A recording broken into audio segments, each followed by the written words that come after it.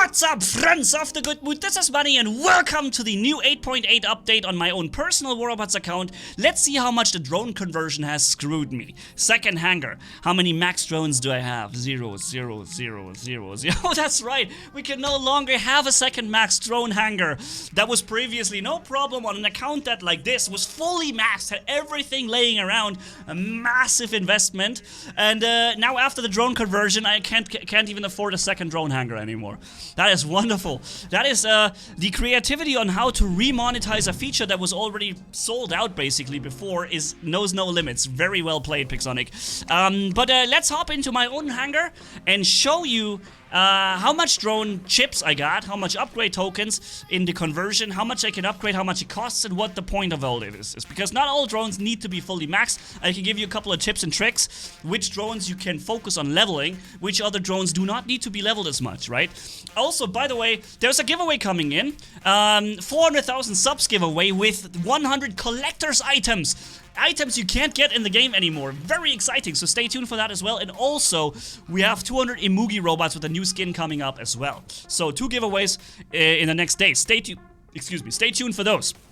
Now, one thing Pixonic did for us is really cool. They listened to our complaints about the 5,000 upgrade microchip limit. They lifted that, so now we can have more than 5,000. You see, I maxed the drones and I have still 8,300 left. So, that's because they heard us. However, there's another problem that was not discussed before, or that I didn't know before, is that the Armadillo and the Paralysis and some other drones are now tier 4 drones. Previously, they were tier 3 drones, and at level 9 they would have been maxed. You didn't need an upgrade token to max them.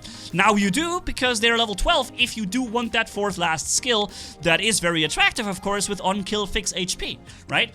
You can argue you don't need to level it to max, right?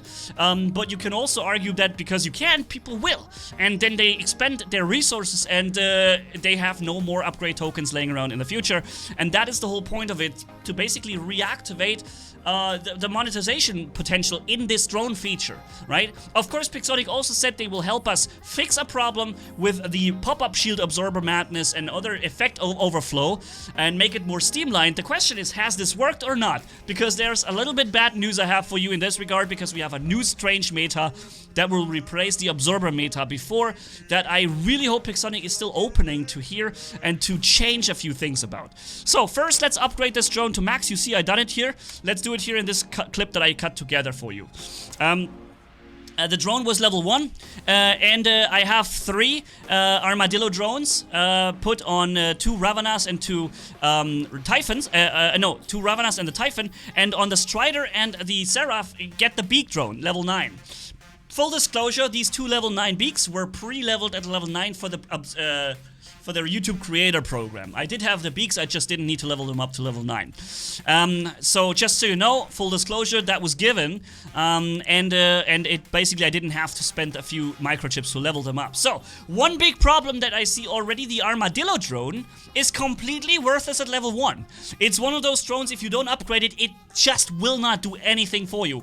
Whereas the Beak drone will give you pretty much 50% of all you can do already at level 1. I'll show you in a second. So, very interesting tips and tricks here. Upgrading the Armadillo is a must-do, whereas the Beak drone can work really well without it. So you see, I'm getting on level 1 only 1 defense point per beacon cap, and all the other skills are locked, so it's completely useless. Therefore, by leveling it up to level 12, you get up to 15 or 12 defense points per beacon cap. I think 12 per level 1 point. So you capturing beacons actually makes sense then when you level it up, but not when you don't, right? Crazy. Also, the speed skill is very useful. Speed is meta in every game, in Polarbearz, in every match. Then on-kill defense points left level 9. It's the most important skill that you unlock at level 9. You don't need the upgrade token, thankfully, for this one. Every kill you get 15 defense points, resulting, if you play well, in a robot that is very hard to take down over time. And then on kill, and that's the interesting thing that they bring in as a tier 4 drone, you fix instantly HP on you when you have that level 4 maxed skill, but that requires the upgrade token. Now, let's start upgrading. I have 11,348 chips and 5 upgrade tokens. That means this account had a ridiculous amount of microchips laying around. It's unbelievable how many there were.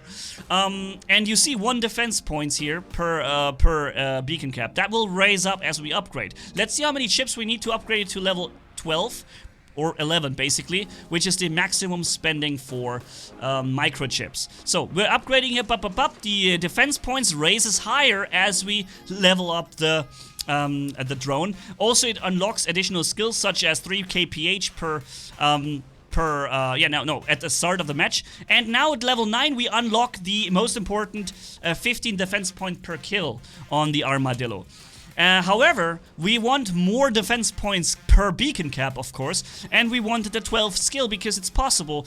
And so now we have it at level 11. We have spent all the microchips for upgrading process. That is exactly 1,000 chips we spent on this one. And if I want that 4th skill, I have to invest in one of my very, very rare upgrade tokens, and that is where the full monetization for this feature kicks in, because you always be short on those. They are gonna be the rare thing you're gonna need, and also maybe the microchips as well. But this is really a problem, because of course you want that 4th skill, and that is a useful skill for this drone, so I'm gonna invest one of my things. But remember, this account was an account that never had to worry about drones anymore in the future. I had everything maxed, nothing to worry about. And now, after upgrading one full hangar to level 12, I have 0 upgrade drones left, upgrade tokens. So I'm basically starting over, right? Going forward. And there will be more drones coming in the future that you want to upgrade, that you want to max, and I'm sure Pixonic will put some very attractive skills into the 4th category in the future that you want to use that drone token for, and bobbidi-bop, you get no more tokens. So this is the little evil behind the whole thing, in my opinion. Let's see. I'm glad they fixed this limit, but at the same time, one problem we have, you're gonna get some gameplay in any second now. The beak drone here is a good thing. I'll show you. Let's go into the beak drone, because did I click on it? Yeah. All right. So the beak drone gets a 5.5 second stealth. No. Sorry, wrong. The beak drone gives you, I think, 5 seconds of stealth, or something like this, when you take 100,000 damage, and that's the problem. And that's its basic starting perk. It comes with this perk, and it doesn't get better, I believe, as you upgrade it. So that means, theoretically, unless I missed something, that drone will work wonderful even at level 1, because it gives you that most important skill. And this skill is the problem. Previously we had absorber shields ruining our gameplay by constantly popping up. In the future it will be stealths constantly popping up, because people just fit their beak drones on their robots, and if they receive more than 100,000 damage within 3 seconds, which happens a lot, especially on tanked robots, then they trigger stealth all the time. So no, before you couldn't shoot them because of the absorber shield, now you can't shoot them because they're stealthed all the time. And Pixonic, I really hope you're open for changing his to making long cooldowns between the pop-ups of this effect. If this can only trigger every 15 seconds and it lasts for 5 seconds, that means there's going to be at least 10 seconds without stealth in between, right? And it's already going to be powerful, because remember, there are actual stealth robots that can use this feature to be stealth almost indefinitely. But if you allow every robot to have this triggered every 5 or 6 seconds, like the absorber shield before, lasting 3 seconds, so 50% of the time you're like invincible or stealth, that would be recreating the same problem you promised to solve for us. And I'm really hoping you're having a long cooldown between that, or you're going to have it after observing the situation a little bit. Because that's the one thing you promised us, while reactivating the monetization value on your business here, which I can kind of understand. At the same time, however, you're stealing from what people had and basically taking away what they had and resetting them. That's not okay. And secondly, make at least hold word on the promise you've made with these obstruction of gameplay and shooting of enemies. That is no longer the case. So, the drone here has at level 9, unlocks on first hit stealth. That's a very important skill. You're gonna see this in gameplay why. Also it unlocks additional damage all the time. And on level 4, I think it's not an important skill. You get more durability. If you restore more than 40,000 durability by repairing, then you get additional durability repair.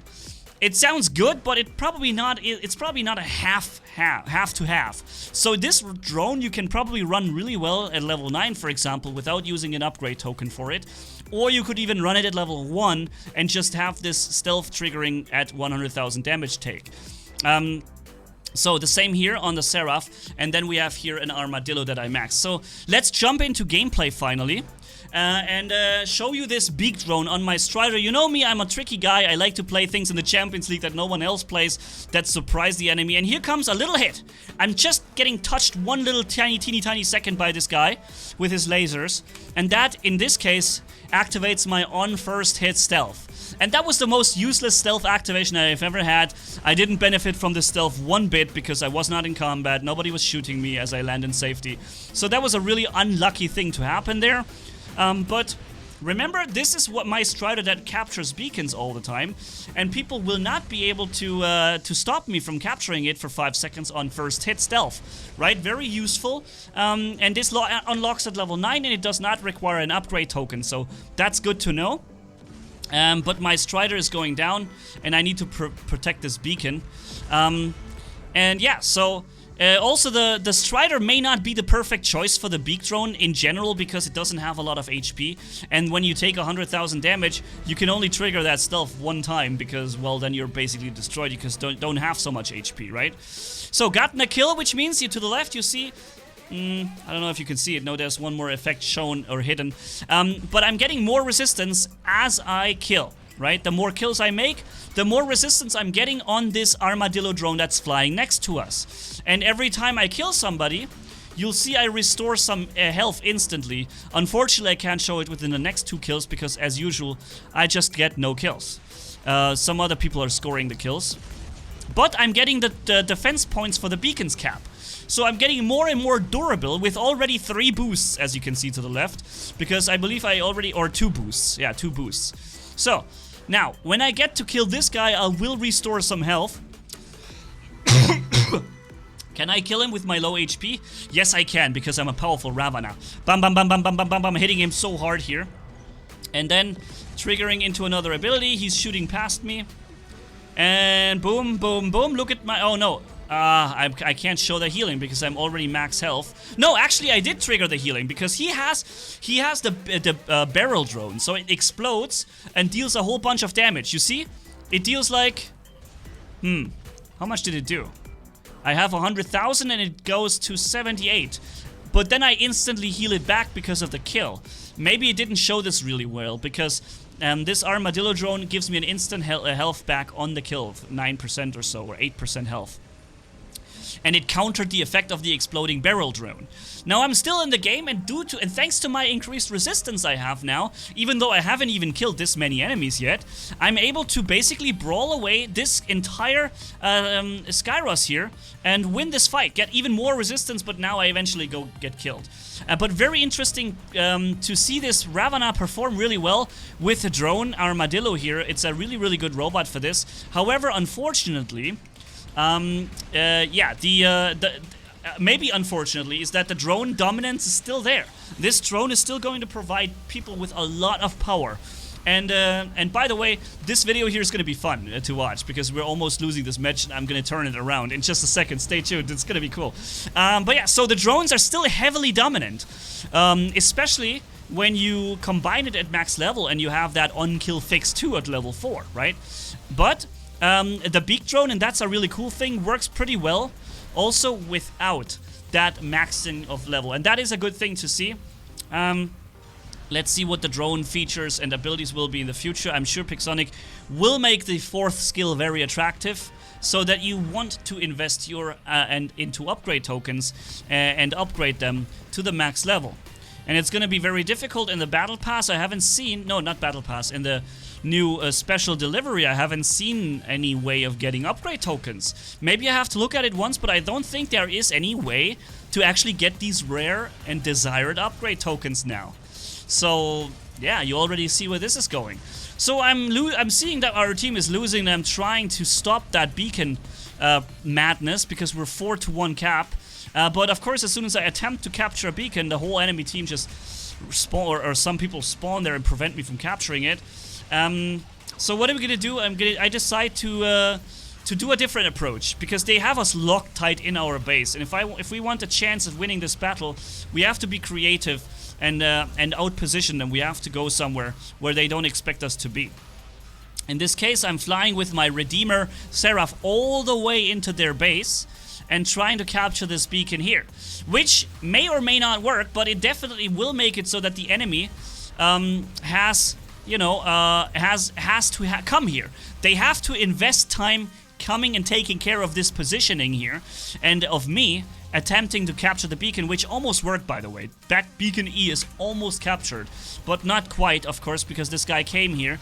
And many people are shooting me and are taking care of me here. So in this meantime, my team actually has some air, some room to breathe and to capture back some beacons and attack some other places, which is really good. And as soon as I'm dead here, see, the enemy actually jumped two titans here. And so this gives us some room. We're now capturing the center beacon. So this attack, this distraction or diversion was really useful to have a shot at this game here. So we're capturing this next beacon, shooting some titans over there. Also, I'm already ready. I'm already expecting somebody to spawn there with some robot. And we get this next beacon as well. Very nice. So let's force this guy. I'm giving him an airstrike so that he is tempted to do something. He doesn't want to get slowed, so he jumps away. Very important ability used already.